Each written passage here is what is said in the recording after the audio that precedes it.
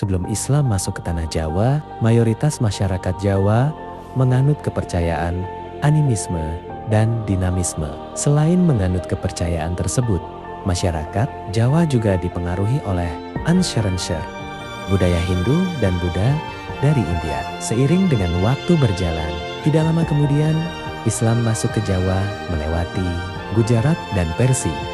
Dan ada yang berpendapat langsung dibawa oleh orang Arab. Kedatangan Islam di Jawa dibuktikan dengan ditemukannya batu nisan kubur bernama Fatimah binti Maimun serta makam Maulana Malik Ibrahim.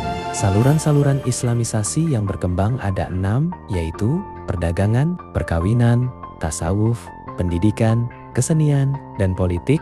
Di Jawa, Islam masuk melalui pesisir utara Pulau Jawa, ditandai dengan ditemukannya makam Fatimah binti Maimun bin Hibatullah yang wafat pada tahun 475 Hijriah atau 1082 Masehi di desa Leran, Kecamatan Manyar, Gresik. Dilihat dari namanya, diperkirakan Fatimah adalah keturunan Hibatullah, salah satu dinasti di Persia. Di samping itu, di Gresik juga ditemukan makam Maulana Malik Ibrahim dari Kashan, satu tempat di Persia yang meninggal pada tahun 822 Hari atau 1419 M agak ke pedalaman. Di Mojokerto juga ditemukan ratusan kubur Islam kuno. Makam tertua Brangka tahun 1374 M diperkirakan makam-makam ini ialah makam keluarga Istana Majapahit. Islam pertama kali masuk Pulau Jawa